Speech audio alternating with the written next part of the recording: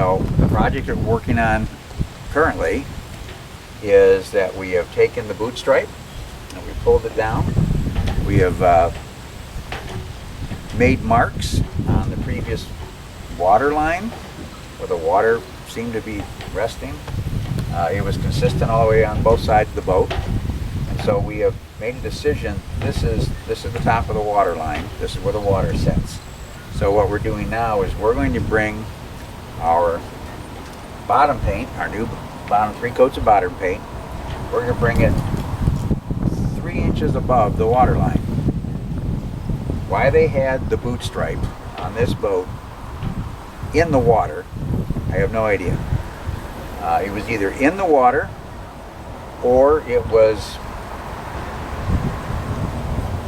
4 inches out of the water at best on the other side of the boat. So on the port side of the boat, the stripe stayed just above the water line, and that's just not the way it's done.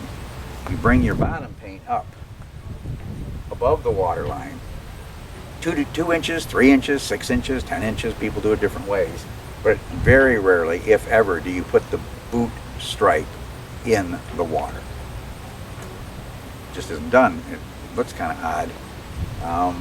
Having never seen this boat in the water and being concentrated on getting the biologics, the algae off the bottom and identifying all the places where there's fiberglass work or gel coat work to be done, we weren't paying much attention to the boot stripe. Then to give myself a break a couple times from sanding, because as you can see, all of these barrier coats that are here, they were all the way up into here. So I had to take all those barrier coats down and get to the gel coat. So in that process, I started looking at the line of the boot stripe. I'm going to go ahead and move the camera again. I'm going to move the camera and show you some of the indications of the water being on the boot stripe. So here we are midship, and this is the boot stripe, obviously. Hopefully you can see right where I have my finger. This is the water line, the scum line is right along here. So this part of the boot stripe, when the boat was sitting at rest, was underneath the water. It's just not right. So we are going to move. The bottom paint is now going to come up. It's going to, the water line is right around in here. We're going to go up 3 inches with our bottom paint. So our bottom paint's going to start here. It's going to come down. And then we're going to put a 1-inch stripe above the water line. An accent stripe, if you will. It'll be a silver metallic paint. Then we'll put our 3 inches of jet black bottom, which will run right along the water line. We're only doing the bottom paint at this point in time. We're only taking the bottom paint, water line, plus 3 inches, which will put it about here. The reason we're doing that is because we really don't know how the boat sits in the water. So we do know that it's the water line is somewhere in here.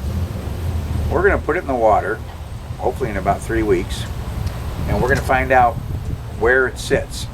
We know that the new bottom paint we're putting on it will be up above the water line. We'll go around and we'll measure from the water line to the stripe about every foot. And we'll find out if we were correct in laying out our water line or whether we were, or if we were off. If we're off, we're going to not sand the boot stripe or the water line bottom paint down. We're going to bring the whole bottom paint up to that mark. So if we have to add 1/4 of an inch on this side towards the bow, or we have to add 1/4 of an inch on the other side, or 3/8 of an inch, whatever it is we have to add to the bottom paint line to establish our new boot stripe line, that's what we're going to do after we put it in the water. So this way, by making the decision to establish a water line, go up 3 inches with the bottom paint, so the bottom paint will come up like this. We don't have to worry when we pull the boat back out of the water, a week after we put it in the water, we can then put our boot stripe on it, or we can put the boot stripe on next spring. We have had an incredible Michigan summer. Our typical Michigan summer are highs of 71, 72 to 79 with an occasional 80 degree, 85 degree day. This summer it's been in the upper 80s since Memorial Day. Labor Day is coming up this next weekend, and 2 days ago we were here doing more bottom paint work. It was 90 degrees, and it was 90 degrees the day before. It's been an incredibly warm summer, and very, very bright, very, very sunny. Not a typical Michigan summer. I love these summers. I love these summers because I love boating, I love the water, I love being in the water, being on the water. And in Michigan, the water is hard too many weeks of the year. And this summer has been one of those summers where I really wish that our project boat here was in the water.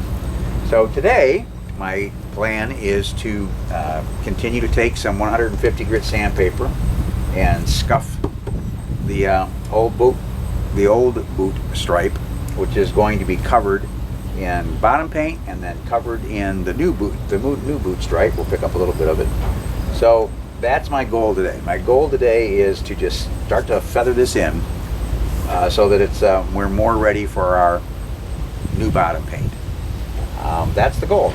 Today is Sunday, and after church, I'm only will put a couple hours in, and so today will be the day where I just do some light work, some light sanding.